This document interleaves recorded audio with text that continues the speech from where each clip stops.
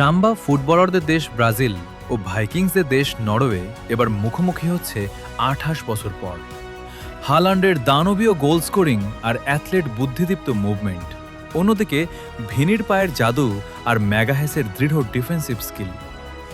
এখন প্রশ্ন উঠছে, ব্রাজিল কি পারবে জয় নিয়ে নতুন করে ইতিহাস লিখতে, নাকি আবারও সেলেসাওদের থামিয়ে দেবে নরওয়ে? তা নিয়ে ইতিমধ্যে দর্শকদের মনে নানা প্রশ্ন। এবার আসি ম্যাচের অ্যানালাইসিসে।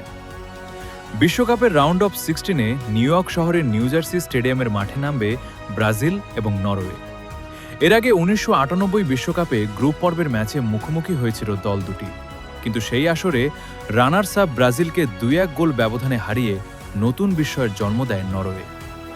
বিশ্বকাপ ম্যাচটি ছাড়াও ১৯৯৭, ১৯৯৮ ও ২০০৬ সালের আরও ৩টি ফ্রেন্ডলি ম্যাচে মাঠে নামে ব্রাজিল এবং নরওয়ে, কিন্তু কোনো ম্যাচেই কাঙ্ক্ষিত জয়ের দেখা পায়নি সেলেসাওরা। যেমন হতে পারে আনচেলোত্তির ট্যাকটিক্স। টুর্নামেন্ট কোচ খ্যাত কার্লো আনচেলোত্তির অধীনে দল যত সামনে যাচ্ছে ততই যেন পরিণত হচ্ছে ব্রাজিল।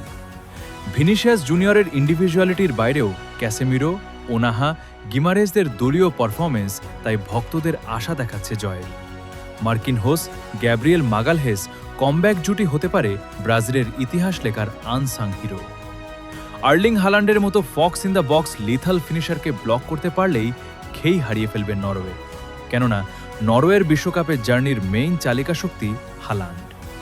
পাকুয়েতা ইনজুরিতে থাকায় তার বদলে একাদশের সুযোগ পাওয়া দানিলোর ভার্টিক্যাল পাসিং হবে ভিনির জন্য সুবর্ণ সুযোগ। এ পর্যন্ত নরওয়ের খেলার ধরন বিশ্লেষণ করলে দেখা যায় তাদের ট্যাকটিক্যাল ইনফ্লুয়েন্স মাত্র দুটি।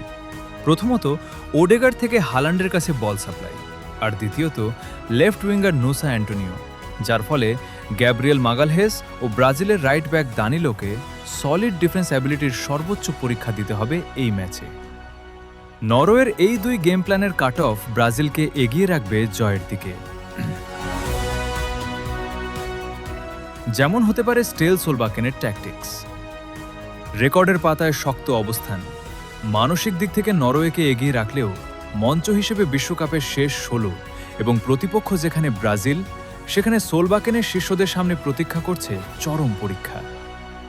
গ্রুপ পর্বে ফ্রান্সের বিপক্ষে কিংবা রাউন্ড অফ 32-তে ট্যাকটিক্যালি অনেকটাই এক্সপোজ হয়ে গিয়েছে ভাইকিংসরা, যার ফলে মডার্ন মেথড টু মেথড ফুটবলের বাইরে ইন্ডিভিজুয়ালিটি, ক্রিয়েটিভিটি কিংবা মোমেন্টাম চেঞ্জিং ফুটবল খেলতে হবে হালান্ডের।